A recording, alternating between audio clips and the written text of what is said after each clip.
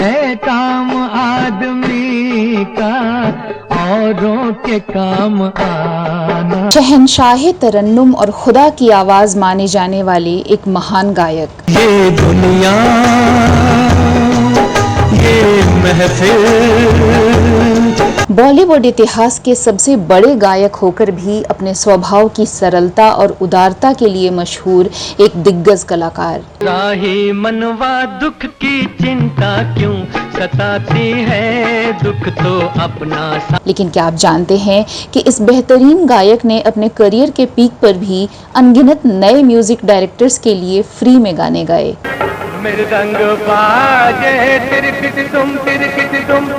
क्या आप मानेंगे कि बॉलीवुड की चकाचौंध भरी दुनिया में रहकर भी इस सादगी भरे शख्स का नाम कभी किन्हीं विवादों में नहीं घिरा।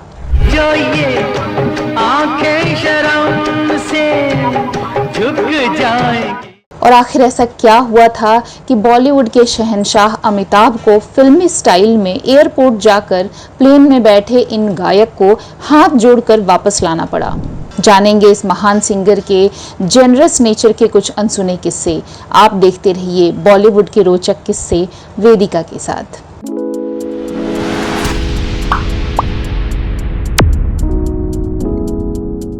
जब आती होगी याद मेरी। दोस्तों, आज हम बात कर रहे हैं एक लाजवाब गायक और एक बेहतरीन इंसान मोहम्मद रफ़ी की। मेरे मितवा। आज के अपने एपिसोड में हम आपको रफ़ी साहब की उदारता के कुछ अनजाने किस्से सुनाएंगे। पहला किस्सा जुड़ा है बिग बी अमिताभ बच्चन से।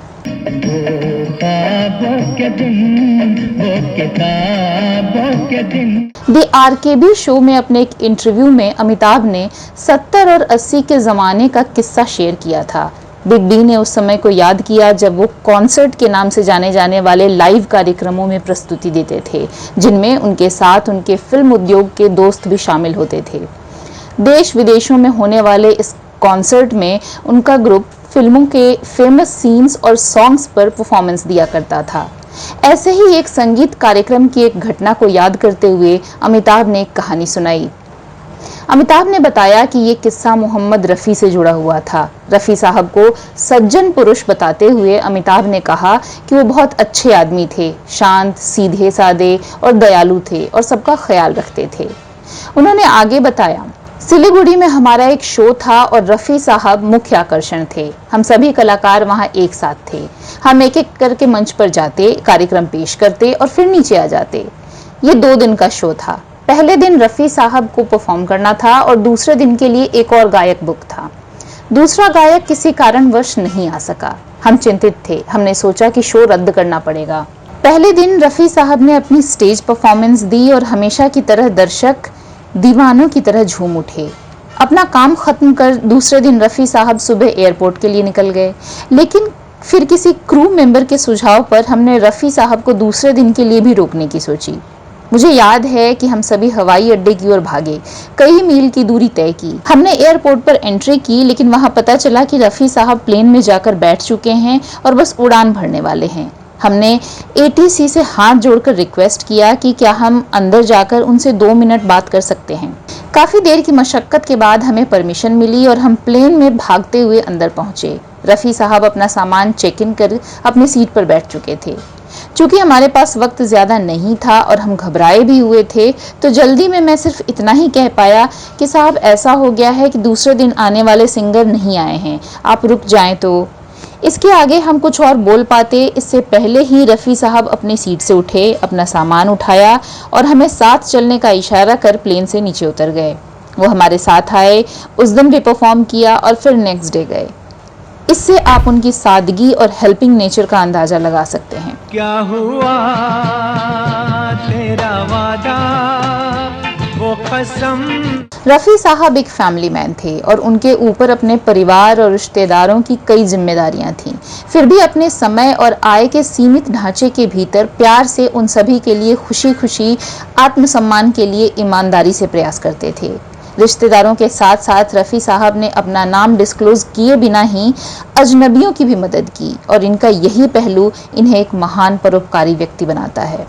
बहारों फूल बरसाओ मेरा महबूब। बॉलीवुड की चकाचौंध और शो ऑफ की दुनिया में जहां छोटी डोनेशन देकर के भी लोग उसका हवा बनाना पसंद करते हैं, ऐसे में रफ़ी साहब के हेल्पिंग नेचर के ऐसे कई उदाहरण हम कभी नहीं जान पाएंगे, क्योंकि उन्होंने कभी भी अपने अच्छे कामों का प्रचार नहीं किया, बल्कि उसके उलट इस बात पर जोर दिया कि उन्हें सीक्रेट रखा जाना चाहिए। उन्होंने कभी भी मीडिया का ध्यान आकर्षित करने में विश्वास नहीं किया। रफ़ी साहब हमेशा जरूरतमंदों की मदद करते थे, लेकिन ये सुनिश्चित करते थे कि पैसा उनके पीए ज़हीर द्वारा दिया जाए।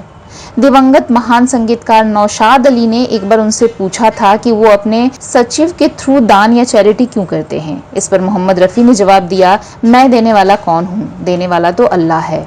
दिल दिया दर्द लिया, दिल दिया दर्द लिया। इस तरह की विनम्रता और ऊंचे आदर्शों ने रफ़ी साहब को एक संत के पद पर बिठाया। इस तथ्य को देखते हुए कि उन्होंने दुनिया के सबसे बड़े फिल्म उद्योग में काम किया, जहां सूदखोरी बड़े पैमाने पर होती है, गलाकाट प्रतिस्पर्धा होती है और किसी तथ्य की चुगली करना, बुराई करना और गपशप करना एक आदर्श माना जाता है। लेकिन रफ़ी साहब ने कभी भी फिल्म उद्योग के उन प्रलोभनों के आगे घुटने नहीं टेके, बल्कि खुद को रियाज और नमाज के लिए समर्पित कर दिया।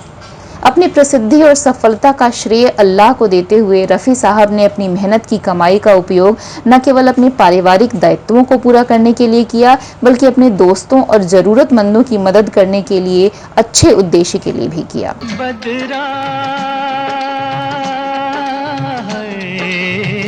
रफ़ी साहब ऐसे इंसान नहीं थे जो गाने का प्रस्ताव सिर्फ इसलिए ठुकरा देते थे क्योंकि संगीत निर्देशक उन्हें पैसे देने में सक्षम नहीं थे। ना ही वो ऐसे व्यक्ति थे जो सिर्फ इसलिए अपना 100% नहीं देता क्योंकि उन्हें अपने संगीत निर्देशकों से बहुत कम पैसे मिले थे। तू इस तरह से मेरी जिंदगी।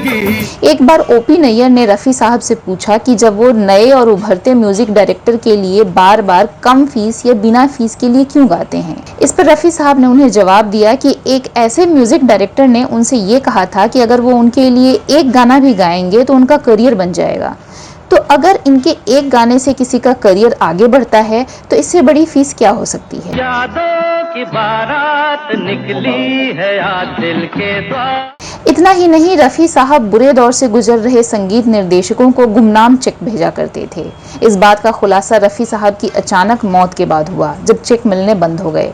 रफ़ी साहब ने अलग अलग कई ऑर्गेनाइजेशंस को बहुत डोनेशन दिया। आपको ये जानकर हैरानी होगी कि रफ़ी साहब ही वो शख्स थे जिन्होंने पहली डायलिसिस मशीन को मरीन लाइन स्थित बॉम्बे हॉस्पिटल में इंपोर्ट और डोनेट किया था। लेकिन आज भी उनकी दानशीलता के बारे में ज़्यादातर कहानियां हमें पता नहीं हैं, क्योंकि रफ़ी साहब के इंस्ट्रक्शंस के मुताबिक इसका कहीं कोई जिक्र ही नहीं किया गया। ऐसी महान शख्सियत को हमारा दिल से सलाम। तुमसे दूर रह के। तो दोस्तों, आपको हमारा आज का ये वीडियो कैसा लगा कमेंट करके ज़रूर बताइएगा। अगर आपको हमारा ये वीडियो पसंद आया हो तो इसे लाइक और शेयर भी कर डालिएगा। चलिए कुछ और नई कहानियों के साथ आपसे फिर होगी मुलाकात। अब अपनी होस्ट वेदिका को दीजिए इजाज़त। नमस्कार।